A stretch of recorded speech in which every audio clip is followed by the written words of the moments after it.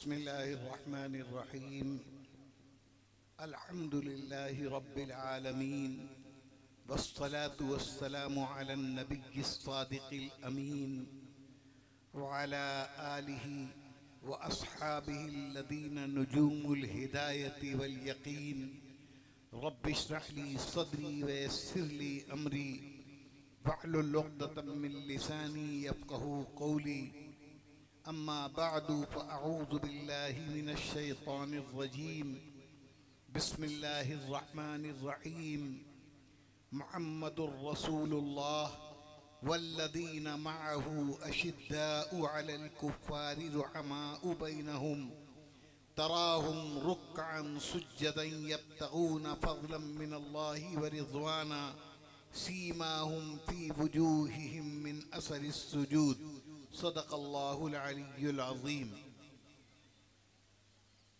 जनाबे सदर मोहतरम हमारे अजीज़ भाई डॉक्टर हाफिज सलीमुल्लाह साहब और स्टेज पर मौजूद हमारे अइज़ा, हमारे दोस्त भाई लोग और सामने बैठे हुए वो हमारे भाई लोग, फिहानी के लोग और कुर्ब जवार के आए हुए लोग, मैं बहुत मुख्तसर वक्त में, असल में कभी ये होता था कि मेरे लिए जलसा होता था फिहानी में, और अब ये है कि मैं मुशायरे के इफ्तिताह के नाम से बिठा दिया गया हूँ, यानी असल मुशायरा है और मैं यूं ही चुटकुले के तौर पर हूँ, शायरों के रेडी होने के लिए। वो भी एक वक्त था शमशीर बकब फिरते थे, वो भी एक वक्त था शमशीर बकब फिरते थे, ये भी एक वक्त है शबनम भी नहीं पास हमारे। बहरहाल फिहानी से मेरा जो जज्बाती लगाव है तो बहुत कम उम्र लड़के तो नहीं जानते होंगे, लेकिन आज के अधेड़ और बूढ़े हमारे जो हाफिज सलीमुल्लाह साहब वगैरह जैसे लोग, ये तो अब इनका शुमार बुजुर्गों में है, जब ये नौजवानों में शुमार होते थे तब से मैं आता हूँ जी, समझ रहे हैं आप। और हमारे बच्चे, आज मोइनुद्दीन का लड़का मुझको लेके गाड़ी पे आ रहा था तो मैंने कहा वही वो मोइनुद्दीन के घर के बगल में ले चलो, तो कहने लगा मैं मोइनुद्दीन का लड़का हूँ। तो मैं क्या पहचानूं, इनके अब्बा के वक्त में ये खुद ही लड़के थे। और बहरहाल फिहानी हमारे लिए, बस मैं कोई तमहीद में तफसील में नहीं जाना चाहता, लेकिन मैं सिर्फ एक पैगाम देना चाहता हूँ। वो पैगाम अपनी शायर बिरादरी को दे रहा हूँ और हाफिज सलीमुल्लाह साहब की वसातत से, ये चूंकि खुद ये उस मिजाज के आदमी है, लेकिन इनकी तर्जुमानी मैं कर रहा हूँ। मुशायरे के लिए मुझको बुलाया ना, मुशायरे का इफ्तिताह करने के लिए, तो इफ्तिताह कर रहा हूँ मुशायरे का। और हाफिज सलीमुल्लाह साहब सदर हैं, इनके हवाले से काश के कुछ दो चार शायर लोग भी होते, वो भी सुनने के, उनको ज़रूरत है सुनने की, मगर वो सुनना चाहते नहीं, ज़रूरत है सुनने की। मैं एक पैगाम ये देना चाहता हूँ कि हमारे मिशन की बात ये है कि उस नात की तकमील कभी हो नहीं सकती, उस नात की तकमील कभी हो नहीं सकती जिसमें के सहाबा का कहीं नाम ना आए। उस नात की तकमील कभी हो नहीं सकती जिसमें के सहाबा का कहीं नाम ना आए। लीजिए साहब, हमारे बहुत मुअज़्ज़ज़ मुअक्कर मुल्क की नामवर शख्सियत है और बहुत, मैंने इनको खूब वीडियो में तो खूब देखा, आज बिल्कुल बिलमुशाफा भी देख रहा हूँ। बहरहाल अच्छा, बहुत जज़ाकल्लाह। बहरहाल मैं अर्ज ये कर रहा था,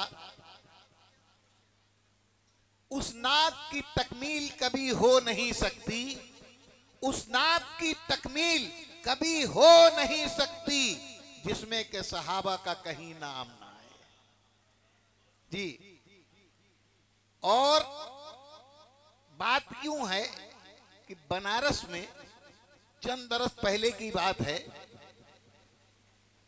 आजकल का एक बहुत हसीन और बहुत मुनाफिकाना उन्वान है इत्तेहादे मिल्लत। गौर फरमाइएगा, मैं बहुत मुख्तसर वक्त में चंद मिनट के लिए, भाई आज के असल में ये लोग हैं, मैं तो फिर बता रहा हूं मैं तोहरे मुतखल्लल हूं, तो इसलिए मैं जल्दी से गुजर जाना चाहता हूं इज्जत बचा के।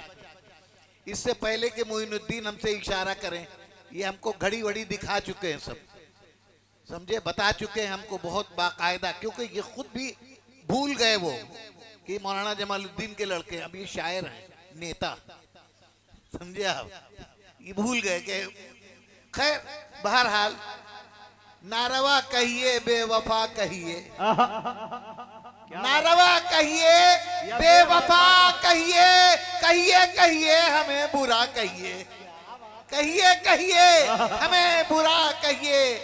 मैं एक हवाला दे रहा हूं कि बनारस की बहुत मशहूर शख्सियत है, आप लोग सब जानते हैं, बहुत मुख्तलिफ हवालों से, एक खास हवाले से बहुत शोहरत उनकी हो गई है, मुफ्ती अब्दुल बातिन साहब, जो ज्ञान वापी मस्जिद के इमाम और खतीब हैं, और उनके वालिद फिर उनके असल में चचादाद भाई थे मुफ्ती अब्दुल बासित साहब, बड़ा मुजाहिद आदमी था। मुफ्ती इब्राहिम साहब के पोते हैं ये लोग, अब खानदानी रिश्ते और ताल्लुक बहुत गहरा। तो ये कई बरस पहले की बात है, मैं समझता हूँ 8-10 साल हुए हो या कुछ और ज्यादा का वक्फा हुआ हो। मुफ्ती अब्दुल बातिन साहब का टेलीफोन मेरे पास आया, इत्तेफाक से उनका टेलीफोन कई मर्तबा आ चुका था और मैं रिसीव नहीं कर पाता था। जब मैं उठाता था मुझको मौका मिलता था तो वो नहीं बात कर पाते थे, कई दफा ये हुआ। तो एक ऐसा ही स्टेज था लखनऊ में, मैं स्टेज पर मौजूद था, मुफ्ती अब्दुल बातिन का फोन आ गया, तो मैंने देखा उनका फोन है, तो मैं कहा साहब बहुत अखलाकी की बात है, पता नहीं क्या सोच रहे होंगे वो।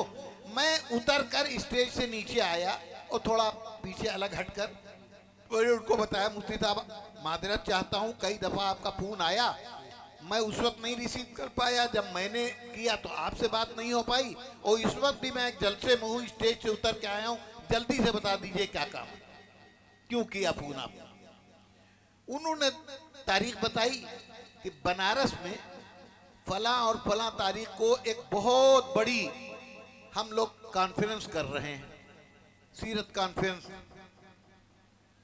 उसमें यहाँ के लोगों का इसरार है आपको आना है, और फला दिन, अब ये मुझे याद नहीं रही तारीख, वो फला दिन दूसरा दिन था, उस कॉन्फ्रेंस का दूसरा दिन। इत्तेफाक से मुझे याद था कि वो तारीख मेरी खाली है, तो मैंने जल्दी से कहा मैं आऊँगा मुफ्ती साहब, जाइए, हो गई बात, मैं पहुँच गया। अब उसके बाद बहरहाल अल्लाह अल्लाह करके वो तारीख आई तो मैं गया। तो अब रास्ते में क्या क्या हुआ और किस किस तरह मैं परेशान हुआ वो तो एक अलहदा कहानी है, वो करूँगा तो वो लंबी हो जाएगी, मोइनुद्दीन घूरने लगेंगे मुझको, इसलिए मैं वो सब नहीं बताऊंगा। पहुंचा साहब वहाँ, बहुत थका हारा, गर्मी का ज़माना, मई का महीना, और एसी गाड़ी वो यहाँ उसी ज़माने में नई नई चली थी, लखनऊ से इंटरसिटी सुबह जाती थी 7 बजे और 12 साढ़े 12 बजे बनारस पहुँचती थी। मैंने कहा इसी से चले जाएं, वो अल्लाह का करना ऐसा हुआ कि उसका एसी फेल हो गया। अब आप लोग जानते हैं सफ़र करने वाले लोग कि अगर गर्मी का ज़माना हो, एसी फेल हो जाए तो वो जनरल क्लास से बदतर हो जाता है, क्योंकि वो चारों तरफ से पैक होता है, हवा का उसमें कोई गुजर नहीं, तो जनरल क्लास में कम से कम गर्म ही सही हवा तो आ रही है, वो एक अजीब बहुत बेचैनी। और उसके बाद मजीद तकमील हो गई, वो ये कि बनारस से एक कोई 50 किलोमीटर या इससे कुछ एक मकाम के ऊपर गाड़ी रुक गई, अब बढ़ी नहीं रही आगे, बढ़ी नहीं रही आगे, क्या भाई 12:30 का 4 बज गया शाम के 4। अब पता लगाया तो मालूम यह हुआ कि इस उसके ऊपर से, पटरी के ऊपर से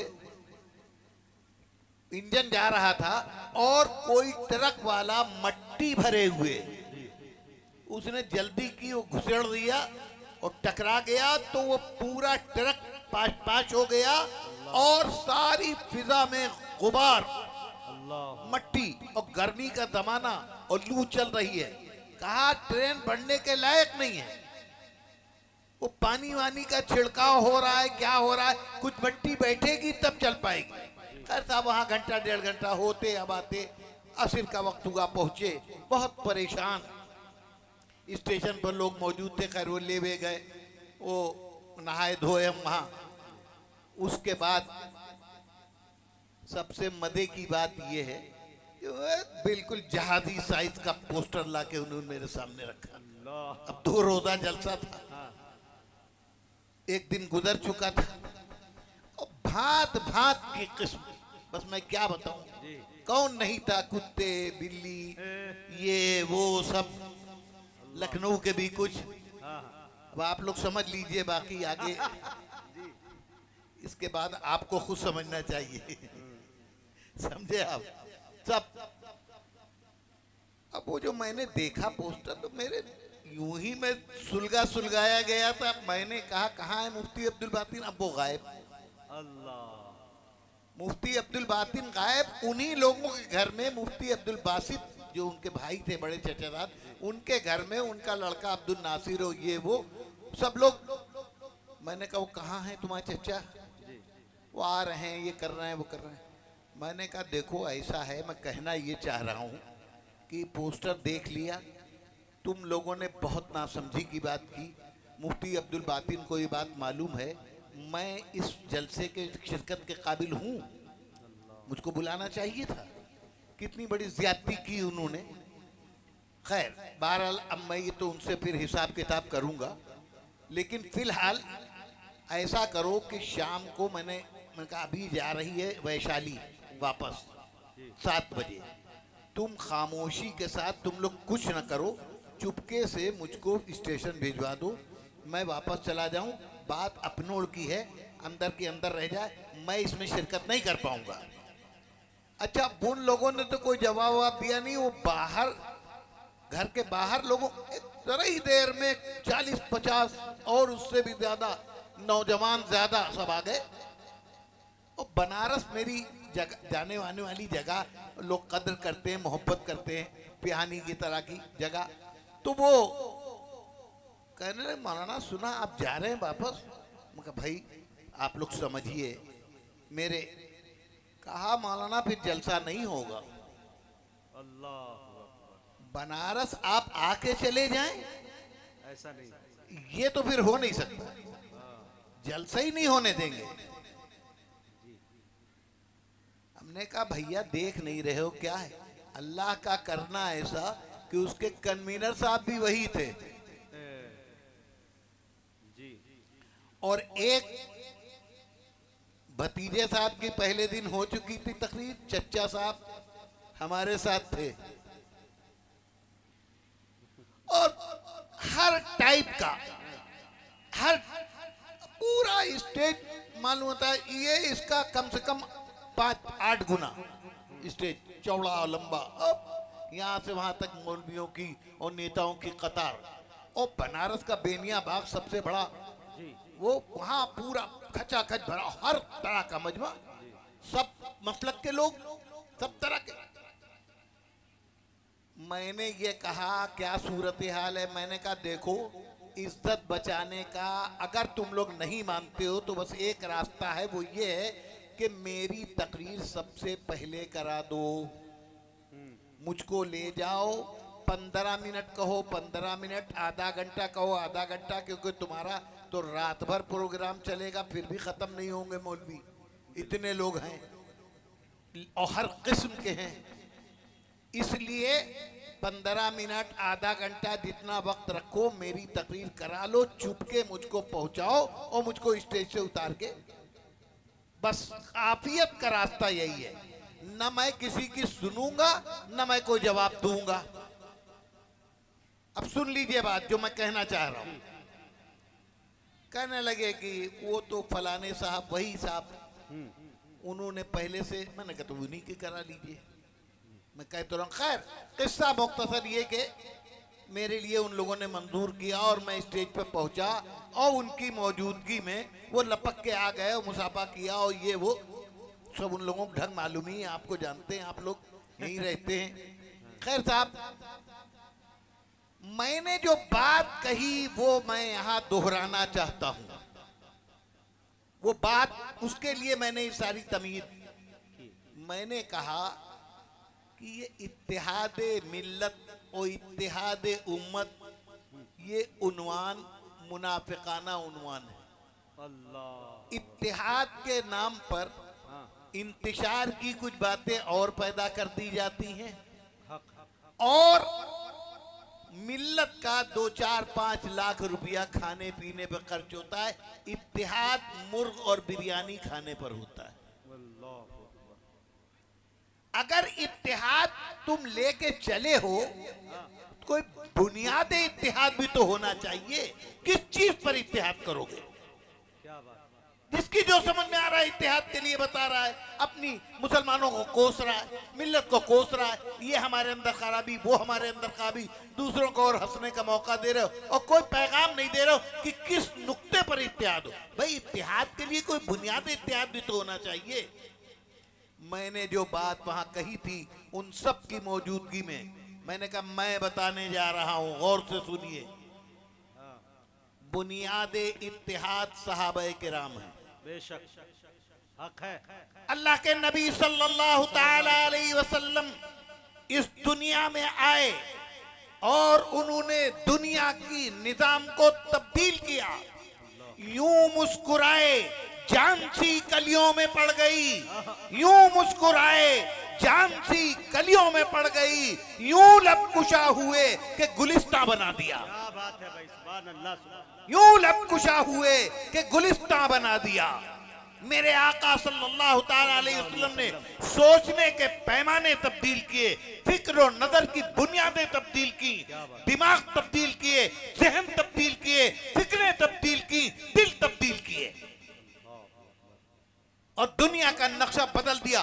23 बरस की मुख्तसर सी मुद्दत में एक इनकलाब अजीम आ गया, इनकलाब आ गया और सदियों के तिलिस्म टूट गए। सदियों के तिलिस्म। एक बेमिसाल रहबर, वो अब रसूल नबी अल्लाह की तरफ से आए थे।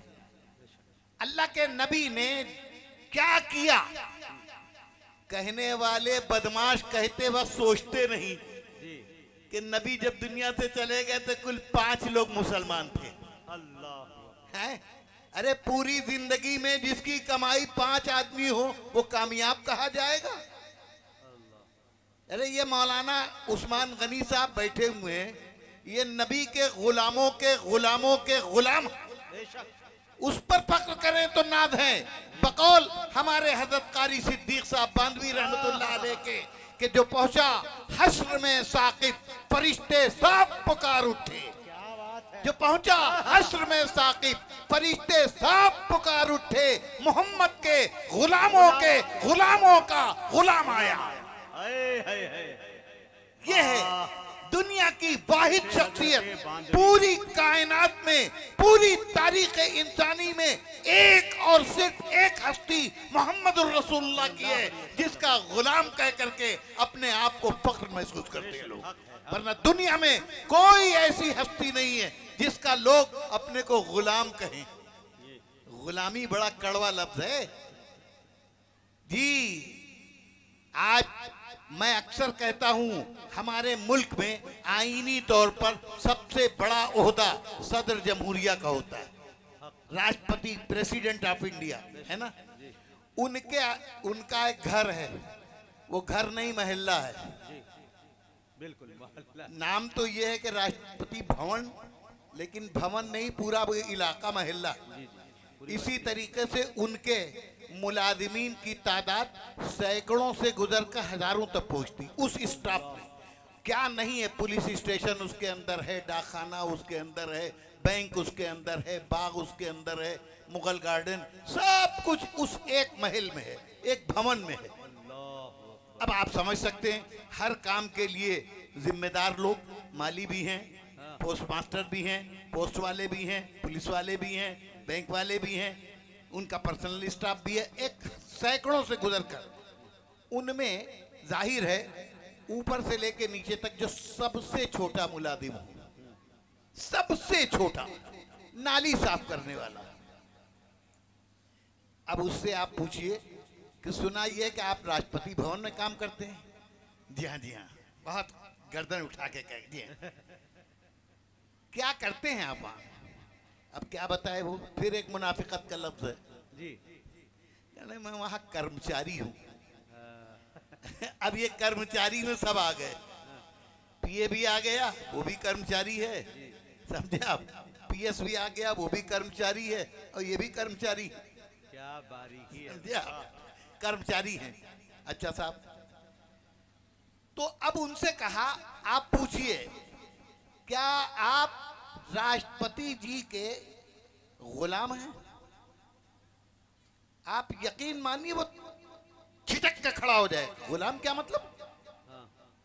वो भी कर्मचारी हैं, हम भी कर्मचारी हैं, सरकार से वो भी पैसा लेते हैं, हम भी पैसा लेते हैं, ये उनकी किस्मत है, वो इतनी ऊंची कुर्सी पर है, मामूली कुर्सी पर है।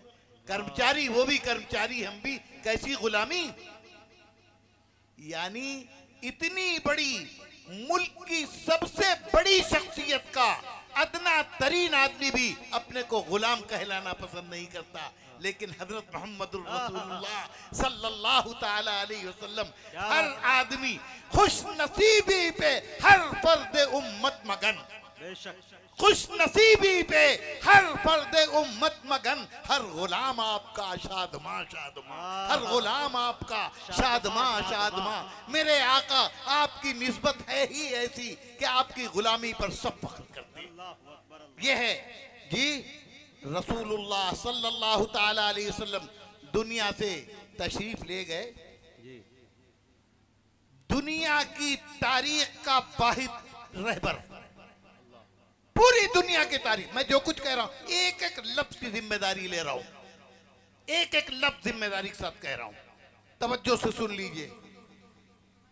दुनिया की तारीख में कोई शख्सियत आपको ऐसी नहीं मिलेगी, चाहे जितनी नफा बख्श शख्सियत हो।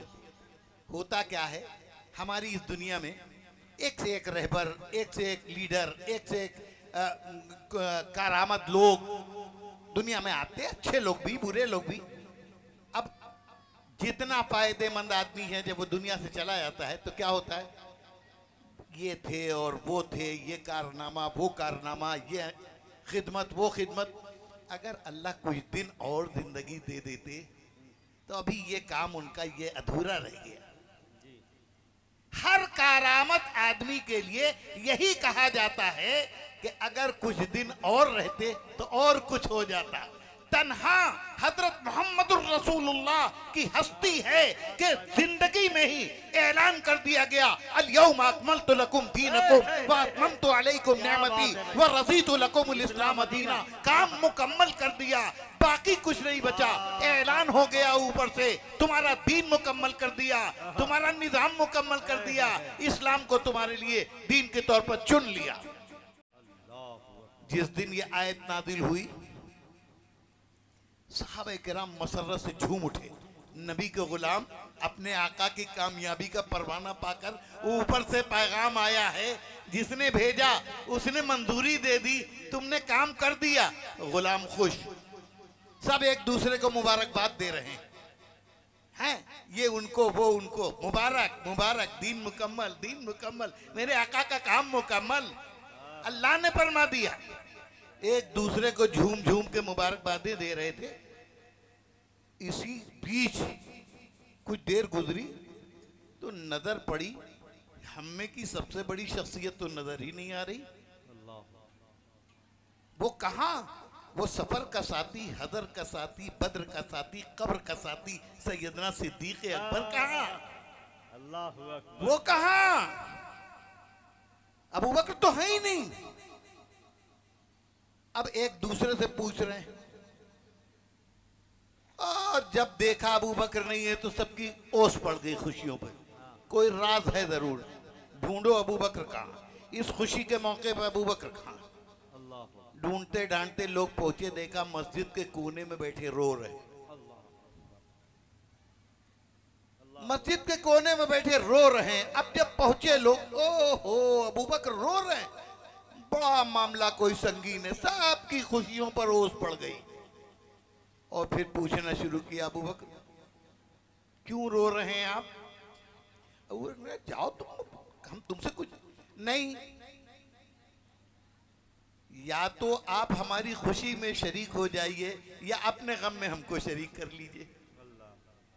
आपके बगैर हमारी कोई खुशी नहीं है, कोई मदा मजा नहीं, कोई खुशी खुशी नहीं, कोई मजा मजा नहीं, कोई खुशी खुशी नहीं, तेरे बगैर जिंदगी मौत है, जिंदगी नहीं। अबू बकर आपके बगैर कैसे, बताइए। जब बहुत इसरार किया तो अबू बकर ने रात पर से पर्दा उठाया, तुम लोगों की निगाह जाहिर पर है, मैं दूर तक देख रहा हूं। अल्लाह ने अपने हबीब को अपने से जुदा करके दुश्मनों के हवाले किया।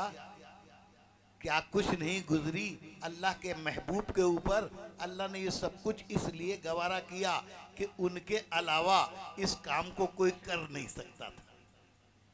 काम मुकम्मल हो गया, अल्लाह ने ऐलान कर दिया कि जिस मकसद के लिए हमने भेजा था वो मकसद पूरा हो गया। अब अल्लाह अपने हबीब को क्यों अपने से जुदा रखे? तुम लोग ये नहीं सोच रहे हो काम पूरा हो गया, अब अल्लाह अपने हबीब को बुला लेंगे, ये बात है। चुनांचे वही हुआ। जिलहिज्जा के महीने में 9 जिलहिज्जा को ये आयत नादिल हुई अरफात के मैदान में, और 2 महीने गुजरे 12 रबीउल अव्वल को रसूलुल्लाह की वफात हो गई। वो सिद्दीक अकबर की निगाह थी, उन्होंने समझा, बात समझे।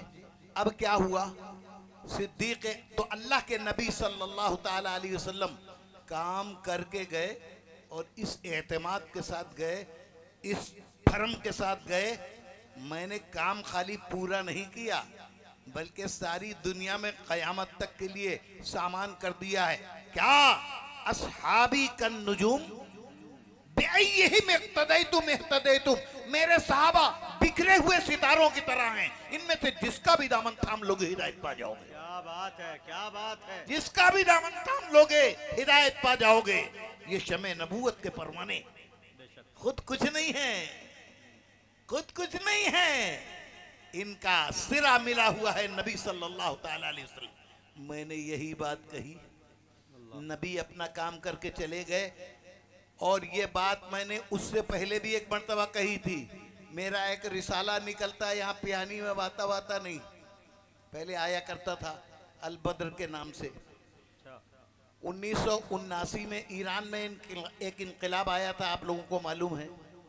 रजा शाह पहलवी की हुकूमत खत्म हुई थी, और ये जो काहे को नाम लीजिए हुकूमत कायम हुई, और वहां से ऐलान ये हुआ कि अब इस्लामी हुकूमत कायम होगी दुनिया में, इस्लामी हुकूमत, ईरान में इस्लामी हुकूमत।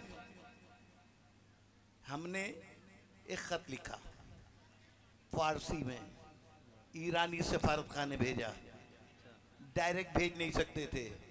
वो जो सरबराह थे उस वक्त के, जिन्होंने इनकलाब बर्पा किया था, उनके नाम खत लिखा।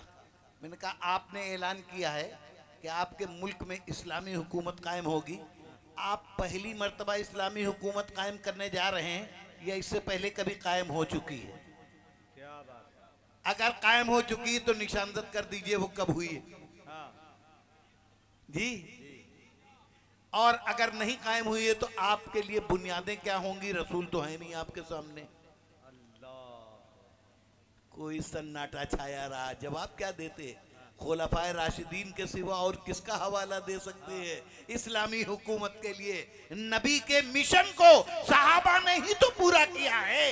अल्लाह के नबी ने खुद फरमाया, अलैकुम बिसुन्नती व सुन्नतिल खुलफाए राशिदीन, तुम तो मेरा तरीका अपनाओ और मेरे खुलफाए राशिदीन का तरीका अपनाओ।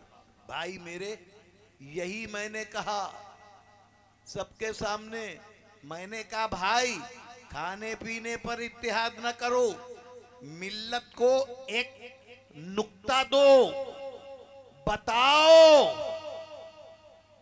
कि तुमको जिंदगी गुजारना है तो अहदे सहाबा वाले लोग कहते हैं। हम अपने आप को बहुत खराब समझते हैं, लेकिन अगर हमारी शेरवानी जरा से क्रीस वाली है आप जैसे, लोग कहेंगे इनके अंदर तकवा नहीं है, तकवा नहीं है। अल्लाह वालों की ये टोपी थोड़ी होती है, अल्लाह वालों की इतनी शानदार सदरी थोड़ी होती है। समझे आप? यानी चाहते ये हैं कि मौलवी जितना फटीचर हाल में हो, जी, 3-4 पैवन लगे हों कुर्ते में और उल्टी टोपी पहने हो और टेढ़ी भी हो, समझा? वो बहुत बड़ा अल्लाह वाला है, समझा? हाँ, पहचान ये है। आई बात समझने? ये होना चाहिए। तुम्हारे सामने तुमने अल्लाह के नबी सल्लल्लाहु ताला अलैहि वसल्लम ने जो जमात तैयार की, मैं एक चीज इसी सिलसिले में बता दूं।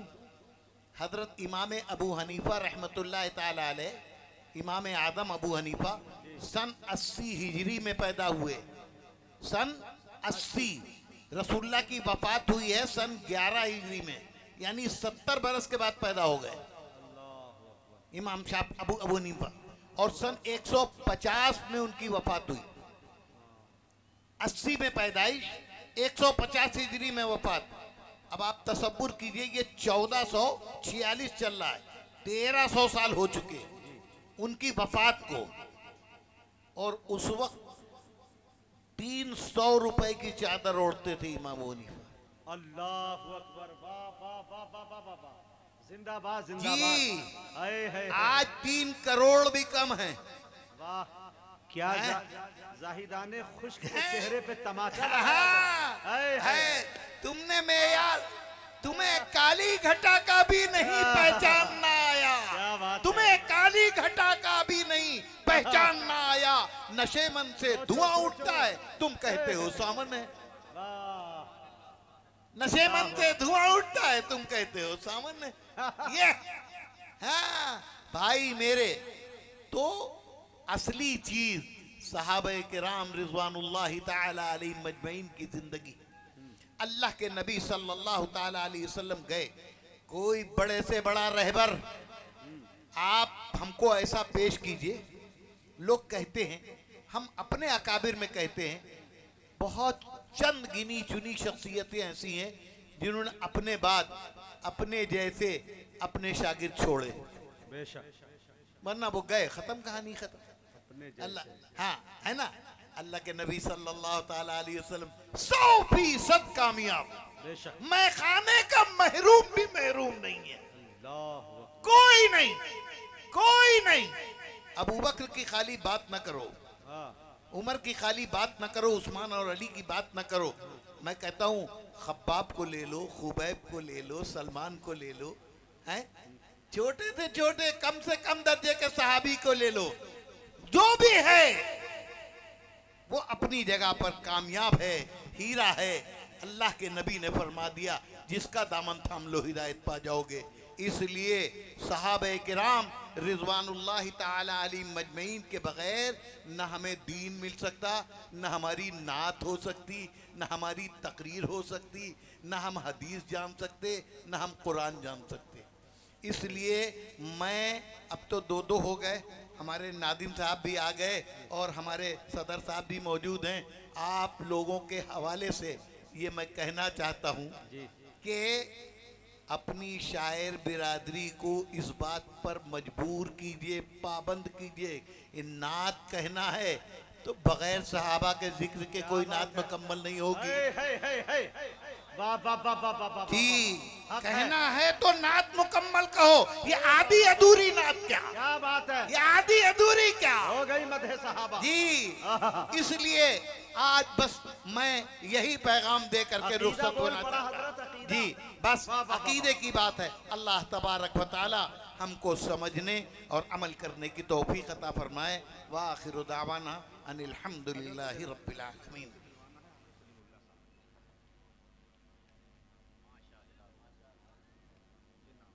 किसको देना है? सलीमुल्लाह। हाँ, कहाँ सलीमुल्लाह? अब्दुल अली फारूकी साहब माशाअल्लाह मुदल्लल गुफ्तगू, मुस्तनद गुफ्तगू, इशारे कनाए में लाजवाब ऑपरेशन किया, मरीज को पता भी नहीं चला और ऑपरेशन मुकम्मल भी हो गया माशाअल्लाह।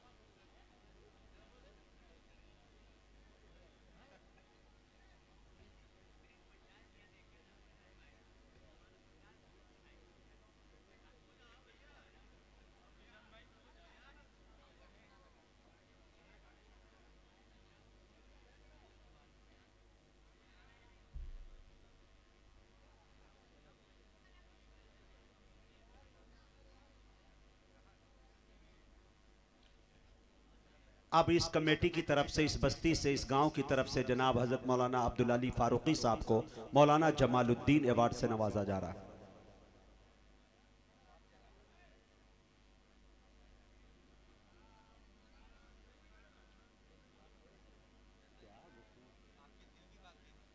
दिल छीन लिए भाई।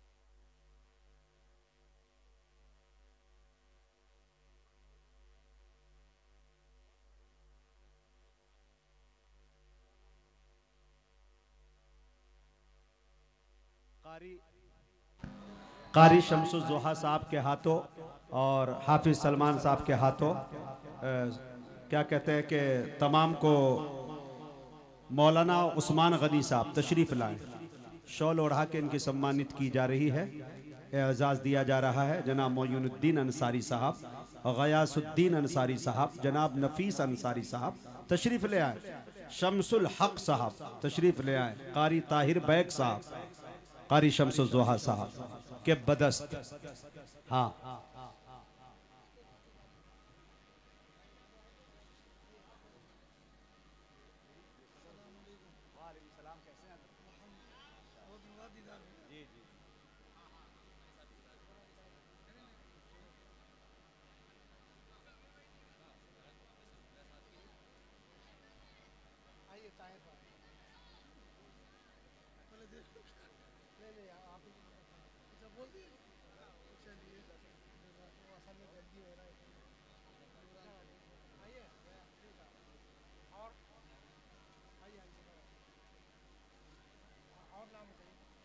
दे दिए, सबका बोल दिया। आ जाए मौलाना उस्मान गनी, मुइनुद्दीन अंसारी साहब, जनाब गयासुद्दीन साहब, जनाब नफीस अंसारी साहब, शम्सुल हक साहब, जनाब कारी ताहिर बैग साहब, कारी शम्सुज़्ज़ोहा साहब।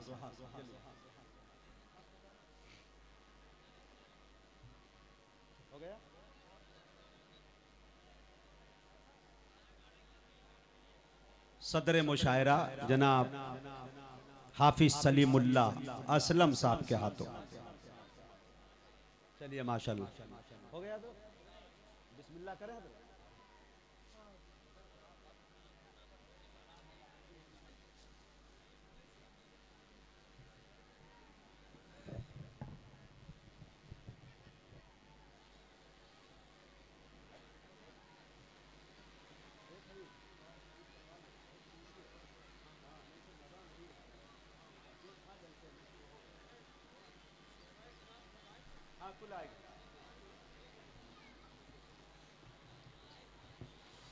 मुअज़्ज़ज़ व मुअक्कर